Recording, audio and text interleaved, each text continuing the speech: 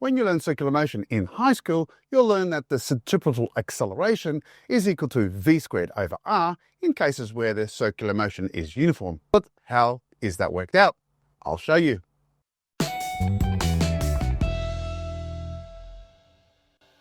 Here I have a representation of an object undergoing circular motion, and it has a certain tangential velocity, and we'll call this v1. Of course, we can also label in the radius of the circle.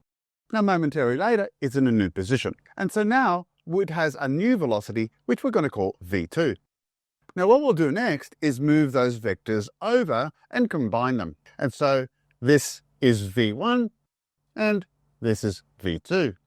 What we can now draw in is the change in velocity, which is this vector right here.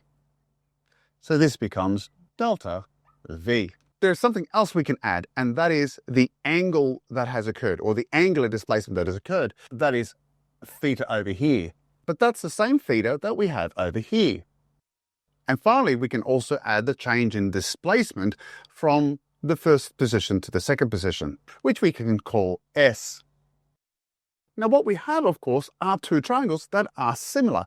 Namely speaking, because they share the same angle, we can now make the statement that if we have a ratio of two sides of this triangle, that is equal to the ratio of two sides of that triangle.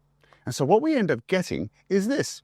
We get delta v divided by v1, our initial velocity. Well, that's going to equal, with respect to over here, delta s over the radius.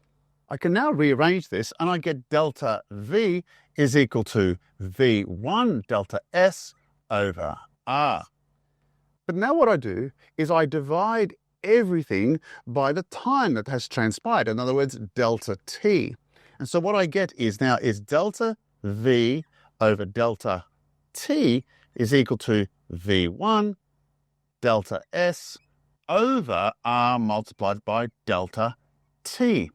Now, what's this? This is saying the change of velocity over time. So this is our average acceleration. But we need to go one step further. And so what we want to do is to say, well, what is this as t approaches zero? So what we write instead is that the acceleration is equal to the limit as delta t approaches zero of this v1 delta s over r delta t. But hold on, delta s over t as delta t approaches zero actually becomes the velocity v1. And so what we end up getting is v1 over r multiplied by v1.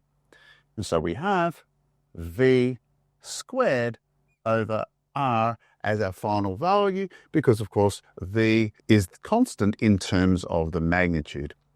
And there is the derivation for the centripetal acceleration. My name is Paul from Physics High. Take care and bye for now.